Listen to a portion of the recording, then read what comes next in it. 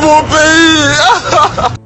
Il faut qu'on dise la vérité. M. Gbagbo Laurent est proclamé élu président de la République de Côte d'Ivoire. Le président de la Côte d'Ivoire s'appelle M. Alassane Ouattara. Ils sont venus me frapper, vous les avez vus. Ils m'ont tabassé, ils m'ont cassé mes lunettes. C'est pas comme ça qu'on doit diriger la Côte d'Ivoire. On ne peut pas commander dans le désordre, mais c'est des assassins. La Côte d'Ivoire a connu plusieurs présidents depuis son indépendance, chacun ayant laissé une empreinte dans l'histoire du pays. Voici un aperçu des présidents qui ont dirigé la nation ivoirienne. Félix Houphouët-Boigny, 1960-1993. Premier président de la Côte d'Ivoire après l'indépendance, Félix Houphouët-Boigny a dirigé le pays pendant plus de 3 décennies, de 1960 jusqu'à sa mort en 1993. Il a été un acteur majeur de la décolonisation en Afrique et a marqué l'histoire de la Côte d'Ivoire par sa politique de stabilité et de paix, tout en étant un symbole de l'unité nationale. Henri Konan Bédié, 1993-1999. Après la mort de Houphouët-Boigny, Henri Konan Bédié, son successeur constitutionnel, a pris la présidence.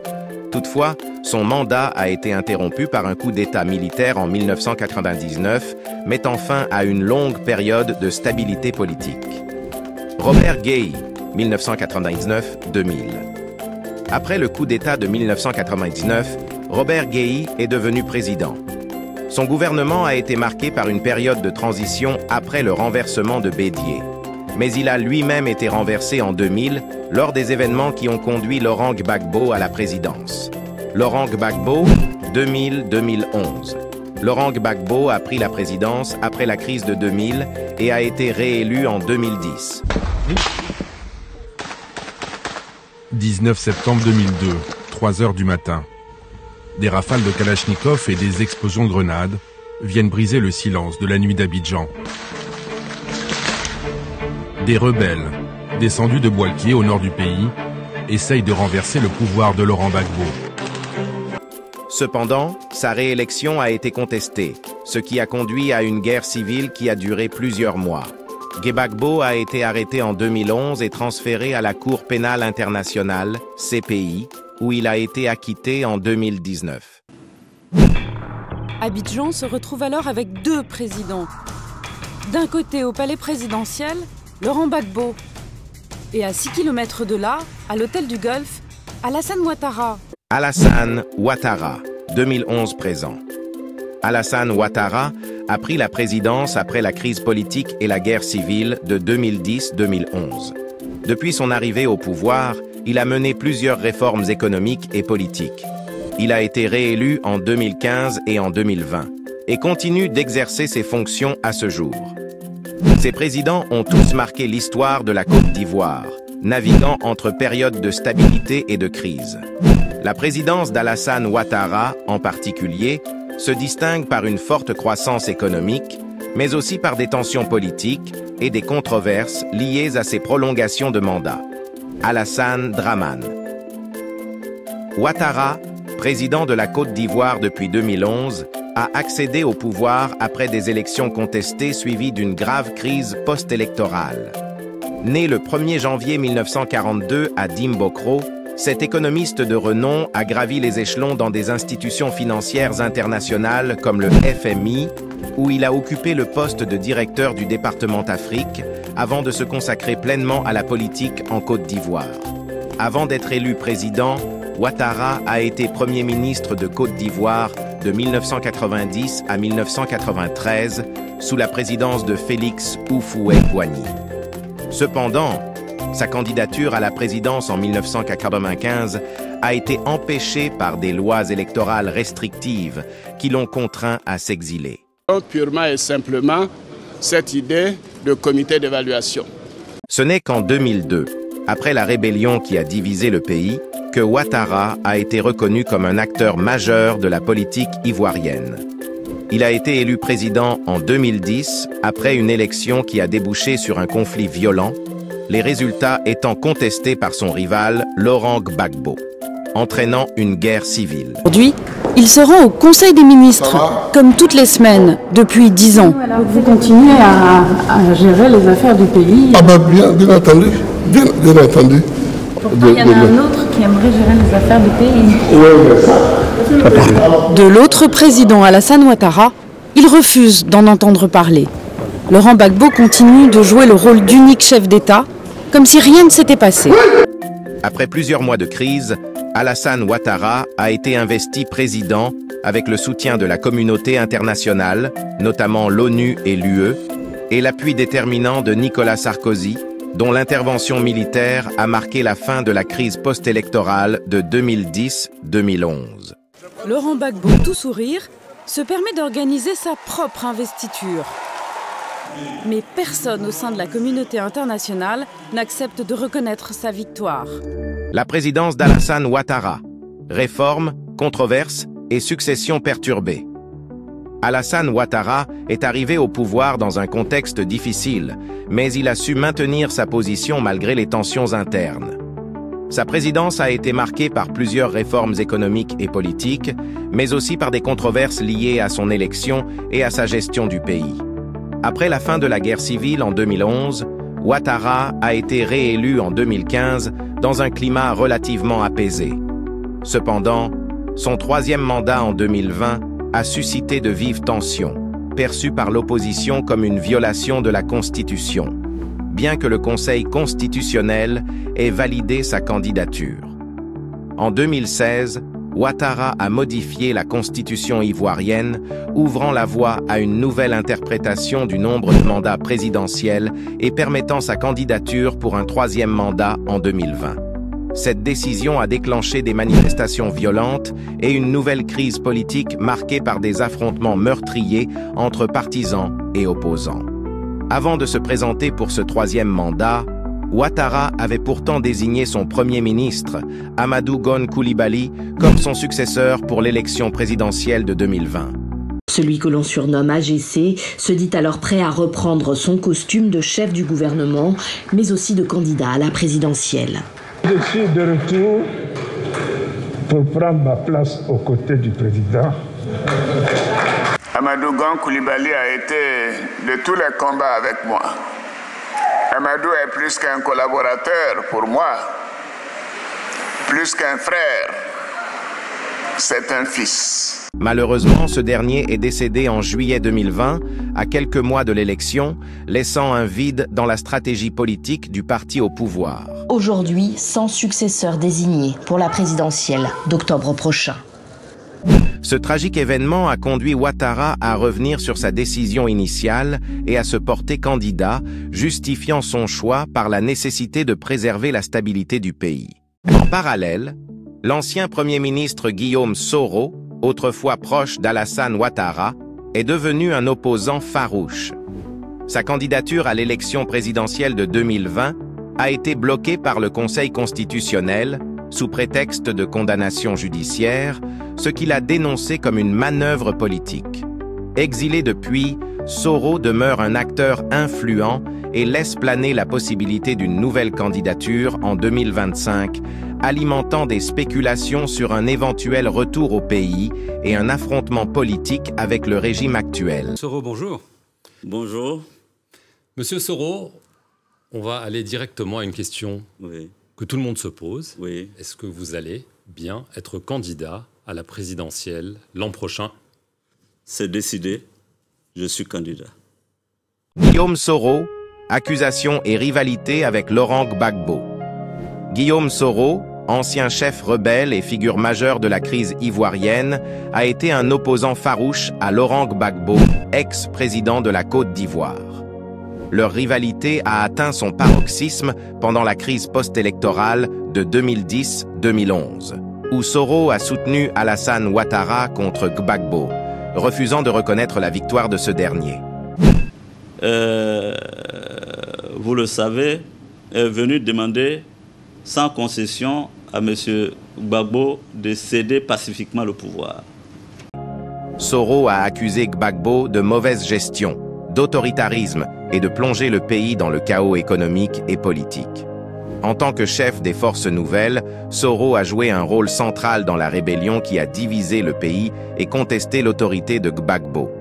Pendant la crise, il a dénoncé les violences perpétrées par les forces pro-Gbagbo, et a contribué à la mobilisation des forces qui ont mené à la chute de l'ancien président en 2011. Malgré les tentatives de réconciliation nationale, les tensions entre Soro et Gbagbo subsistent, nourries par des différends idéologiques et des ambitions politiques opposées. Aujourd'hui encore, cette rivalité illustre les fractures profondes dans le paysage politique ivoirien. Les entreprises ivoiriennes sous Ouattara défient fermetures et restructurations. Sous la présidence d'Alassane Ouattara, plusieurs entreprises emblématiques de la Côte d'Ivoire ont traversé des périodes de difficultés ou cessé leurs activités, souvent dans des contextes économiques complexes ou en raison de restructuration. Voici quelques exemples. Air Afrique. Bien que la disparition d'Air Afrique remonte à 2002, l'absence de relance de cette compagnie panafricaine sous le mandat d'Ouattara a souvent été critiquée. La liquidation de cette entreprise a marqué la perte d'un symbole régional de transport aérien. Sotra, Société des transports abidjanais. Bien que toujours en activité, la Sotra a rencontré des difficultés importantes sous les mandats successifs d'Ouattara, avec une vétusté des bus et des problèmes de gestion dénoncés par certains syndicats. Les efforts pour la modernisation n'ont pas totalement répondu aux attentes de la population. CIR, Société ivoirienne de raffinage. La CIR a connu des crises de trésorerie et de gestion, notamment liées à la fluctuation des prix du pétrole et à des problèmes de dette. Certains observateurs estiment que les réformes menées sous Ouattara n'ont pas permis de stabiliser complètement cette entreprise stratégique. CI Telcom, compagnie ivoirienne de télécommunications. Cette entreprise publique, qui gérait auparavant les télécommunications en Côte d'Ivoire, a disparu après sa privatisation et son absorption dans le groupe Orange. Ce processus de privatisation a suscité des critiques sur la perte d'un fleuron national au profit d'une multinationale étrangère. Les coopératives agricoles. Plusieurs coopératives agricoles, notamment dans le secteur du cacao, ont été durement touchées par des crises de gouvernance et des réformes de filière. Si les réformes de Ouattara visaient à améliorer la transparence, elles ont également conduit à la disparition ou à la restructuration de nombreuses coopératives locales. Les banques nationales. Des banques ivoiriennes, comme la BFA, Banque pour le financement de l'agriculture, ont cessé d'exister ou ont été restructurées. Cela a été perçu par certains comme une conséquence des politiques économiques favorisant davantage les acteurs étrangers. Ces fermetures ou restructurations témoignent des défis auxquels le gouvernement a été confronté pour maintenir ou revitaliser certains secteurs stratégiques. Si certaines réformes ont permis de renforcer l'économie globale, elles ont parfois été réalisées au détriment de l'existence et de la pérennité de certaines entreprises nationales. La répression politique sous la présidence d'Alassane Ouattara. Arrestation et contestation. La présidence d'Alassane Ouattara a été marquée par des épisodes de répression de l'opposition, notamment lors de périodes électorales ou de contestations politiques. Voici quelques exemples. Arrestation de Laurent Gbagbo et de ses proches, 2011. Après la crise post-électorale de 2010-2011, Laurent Gbagbo, alors président sortant, a été arrêté par les forces pro-Ouattara avec le soutien de l'ONU et des forces françaises. Gbagbo a été transféré à la Cour pénale internationale, CPI, tout comme Charles Blé Goudé, son proche collaborateur. Ces arrestations ont été perçues par certains comme une justice partiale, alors que des partisans d'Ouattara impliqués dans les violences n'ont pas été poursuivis. Pourtant, ils avaient aidé financièrement plusieurs chefs d'État financièrement. Guillaume Soro, 2019-2020. Ancien allié d'Alassane Ouattara et ex-président de l'Assemblée nationale, Guillaume Soro est devenu un farouche opposant après sa rupture avec le président. En 2019, il a été accusé de tentative de déstabilisation et condamné par contumace à 20 ans de prison pour détournement de fonds. Sa candidature à la présidentielle de 2020 a été invalidée, ce qui a renforcé les accusations de répression politique. Arrestation lors des manifestations contre le troisième mandat, 2020. avant et pendant l'élection présidentielle de 2020, des manifestations contre la candidature controversée de Ouattara ont été réprimées violemment. Plusieurs figures de l'opposition, dont Pascal Affi-N'Guessan, ont été arrêtées. Affi-N'Guessan, accusé de complot contre l'État, a passé plusieurs mois en détention. Harcèlement des leaders de l'opposition unifiée, 2020. Après l'élection de 2020, les membres de la plateforme de l'opposition, qui avaient formé un Conseil national de transition, CNT, pour contester la légitimité du troisième mandat de Ouattara, ont été ciblés. Plusieurs d'entre eux, comme Maurice Gikawe, PDCI, ont été arrêtés ou placés en résidence surveillée. Suppression des candidatures de poids lourd, 2020. En plus de Guillaume Soro, d'autres opposants majeurs, comme Charles Blé Goudet et certains cadres du FPI, ont vu leur candidature à l'élection présidentielle bloquée par des manœuvres administratives ou judiciaires, réduisant le champ de la compétition électorale. Répression des mouvements étudiants et syndicaux. Des mouvements étudiants et syndicaux, considérés comme proches de l'opposition, ont souvent été dispersés par la force. Des leaders de la Fédération estudiantine et scolaire de Côte d'Ivoire, FESCI, ont été arrêtés lors de revendications pour de meilleures conditions de vie et d'études. Ces événements ont renforcé les critiques sur la gestion autoritaire de la présidence Ouattara, avec des accusations de vouloir étouffer toute opposition pour consolider son pouvoir. Les élections contestées et la manipulation des résultats. Les élections en Côte d'Ivoire ont souvent été marquées par des accusations de fraude, de manipulation des résultats et d'intimidation de l'opposition. En 2010, la bataille pour la présidence entre Alassane Ouattara et Laurent Gbagbo a débouché sur une crise politique majeure.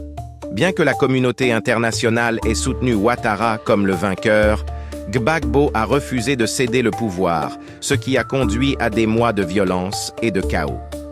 En 2015 et 2020, les élections ont été marquées par des tensions, des contestations sur la transparence du processus électoral et des accusations de fraude.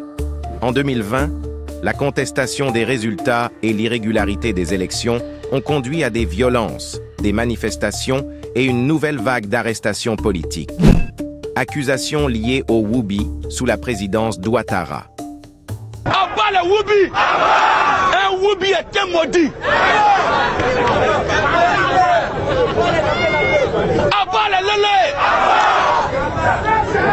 N'oublie de pas que je suis une femme. Les ministres qui vous baissent, dénoncez les noms, on veut les connaître, on veut savoir c'est qui. Coupez décaler la scène remplie de Woubi. Les magistrats, il y a des homosexuels. Plein de Woubi, ils font vidéo pour dire que oui, et ils m'applaudent avec nous membres du gouvernement. Le phénomène du Woubi en Côte d'Ivoire est une danse controversée, perçue par certains comme vulgaire et dégradante, associée à la communauté LGBTQ+. À la société. C'est différent, transgenre et homosexuel? C'est très différent. Ah, donc ça veut dire que toi, tu sors avec les hommes ou les femmes? Je sors avec les hommes, mais ça ne veut pas dire que je suis homosexuel. Non. Ah, d'accord. Tu n'es pas homosexuel. L'homosexualité, c'est d'être attiré par son sexe d'origine. Est-ce qu'il y a des hommes qui tombent dans ton piège? Et après, ils découvrent que tu es un homme aussi. Mais quand ils viennent vers moi, je leur dis directement que non, je suis transgenre. Moi, j'ai fait 3 mois de relation avec un Woubi. Sans me rendre compte que c'est un Woubi. Faut voir combien ils sont en train de donner bisous à moi là. À minuit, moi là me réveille. Moi là m'appelle bébé, je l'appelle bébé. 5 h du matin, moi là me réveille. Je me dis quoi, ils sont en train de causer avec une femme. C'est un Woubi.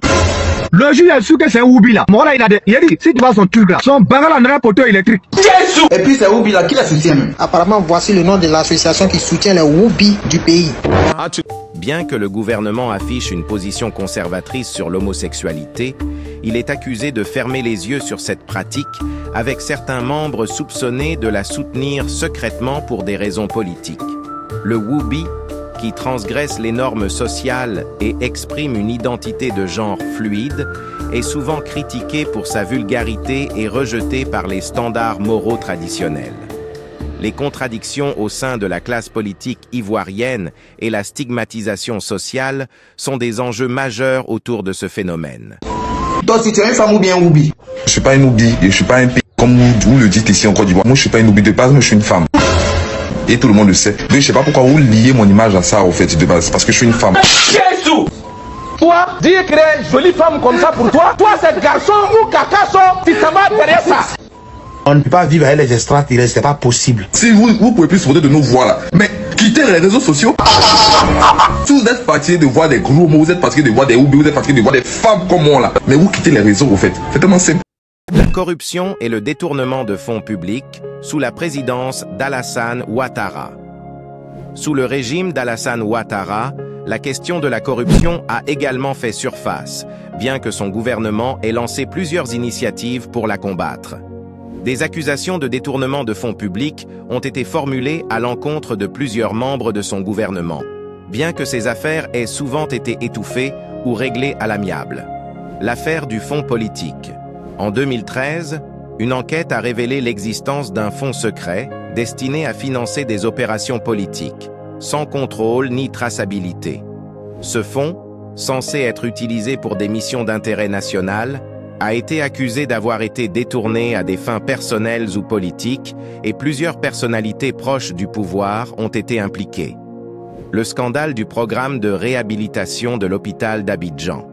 Un autre exemple concerne la réhabilitation des infrastructures publiques, notamment les hôpitaux.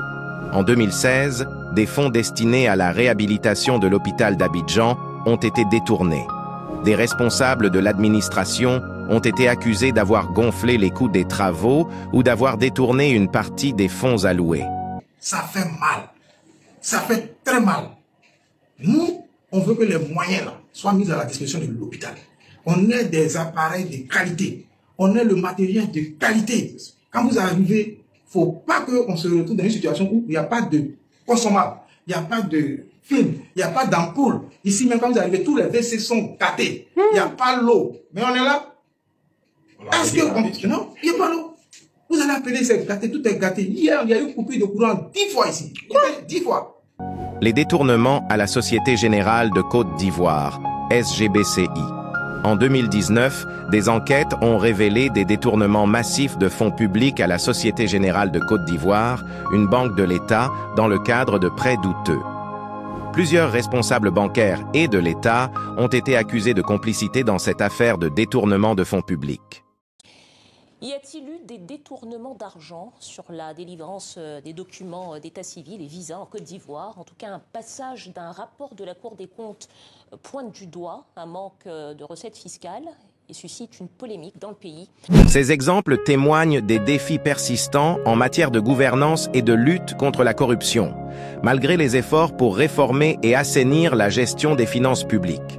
La question de la transparence et de la responsabilité dans la gestion des fonds publics demeure une priorité pour les autorités ivoiriennes, mais ces scandales montrent que des efforts supplémentaires sont nécessaires pour garantir une gestion plus éthique et responsable des ressources publiques.